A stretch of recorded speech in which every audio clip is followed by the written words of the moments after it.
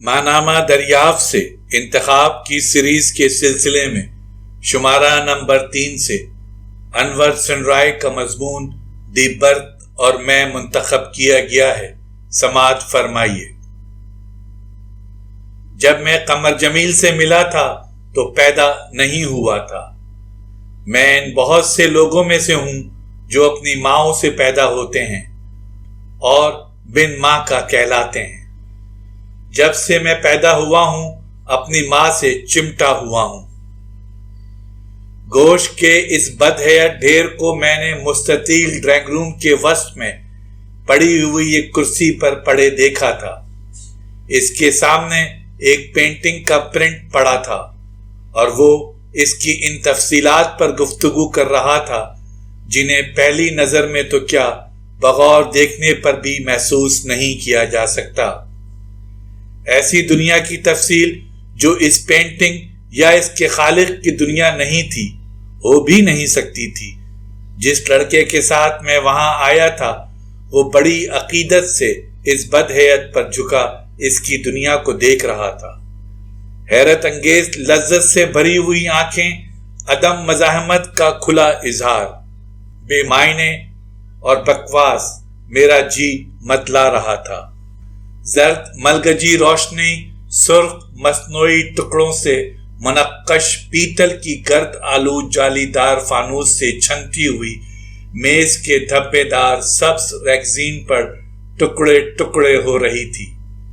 ایک بیضوی ٹکڑا نصف تصویر پر اور نصف دو لٹکے ہوئے لوتھڑوں میں پھنسی ہوئی فلٹرڈ سگریٹ کی کھلے ہوئے گریبان سے گرتی ہوئی سفید سرمئی راک پر پڑ رہا تھا، جہاں بہت بے ڈنگے پن سے جھانکتا، تیزی سے ابھرتا اور پچکتا ہوا جھریوں سے پاک کھال میں لپٹا گوشت کا گول ٹکڑا اسے اور زیادہ بے ترتیب بنا رہا تھا۔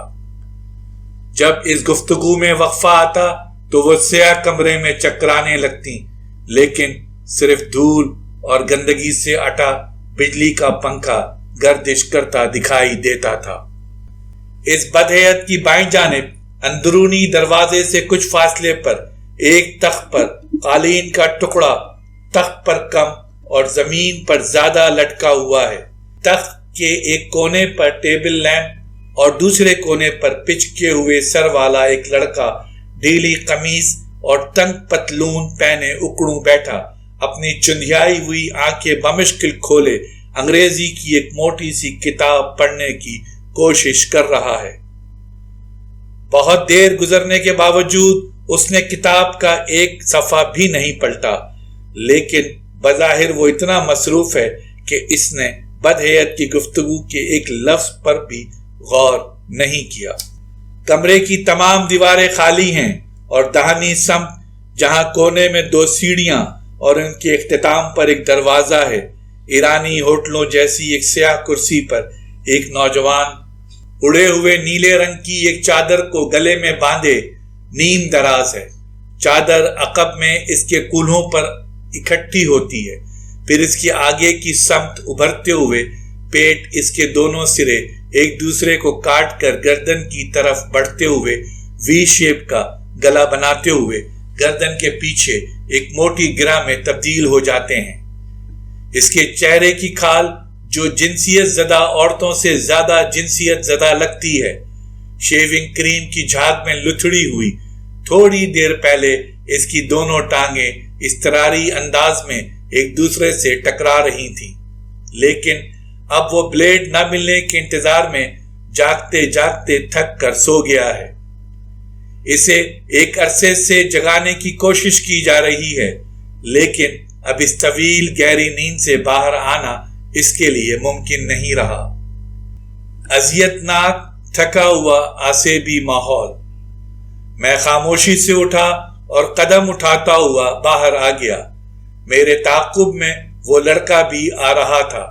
میری آنکھوں سے آنسو اور منہ سے جھاگ بہنے لگا۔ میرے ہاتھ تیزی سے ایک دوسرے کو مل رہے تھے۔ میرے ذہن میں پہلی بار یہ عجیب سا سوال پیدا ہوا، میں پیدا کیوں نہیں ہو رہا؟ مجھے نہیں معلوم۔ وہ یہی کہے گا تب اس کا چہرہ اس طرف ہوگا جہاں نیلی نیکروں اور سفید قمیضوں میں اسکول کی پہلی شفٹ سے آتے ہوئے لڑکوں کی دودھیائی سنہری اور سونلائی ہوئی رانیں چمک رہی ہیں۔ اس کی بھری نیلی اور بے چین آنکھیں بے بسی سے گردش کریں گی اور وہ میری سمت دیکھے بغیر بآسانی یہ ظاہر کر دے گا میں تو پیدا ہو چکا ہوں اور اب آسانی سے مرنے والا نہیں۔ اگر وہ مجھے بتا بھی دے کہ میں پیدا کیوں نہیں ہو رہا تو بھی شاید میری پیدائش ممکن نہ ہو سکے۔ وہ ساری دنیا جسے میں جانتا ہوں اس میں بہت کم لوگ یہ بات جانتے ہیں۔ قمر جمیل نے ایک بار مجھ سے بھی کہا تھا میں اس کھلے آسمان کے نیچے جھوٹ نہیں بولنا چاہتا۔ پھر وہ مڑا، اس نے اپنا داہنا ہاتھ صنعتی شہر کی بلند ہوتی ہوئی عمارتوں کے پیچھے سمندر میں غروب ہوتے ہوئے سورج کی سمت پھیلایا اور اپنے سامنے کھڑے ہوئے اجتماع سے کہا، لوگوں گواہ رہنا، میں اس غروب ہوتے ہوئے سورج اور گھروں کو لوٹتے ہوئے پرندوں کے سامنے سچ بول رہا ہوں۔ لوگوں نے گواہی کے اسبات میں اپنے سروں کو گردش دی۔ ان کی آنکھیں حیرت کے مارے زیادہ زردی مائل ہو گئی تھیں۔ قمر جمیل کا الٹا ہاتھ میرے داہنے کاندھے پر سے ہوتا ہوا بائیں کاندھے تک آ گیا۔ اس کے بوجھ کا کچھ حصہ میرے کاندھوں پر منتقل ہو چکا تھا۔ اس کی آواز پراسرار انداز سے دھیمی پڑ گئی۔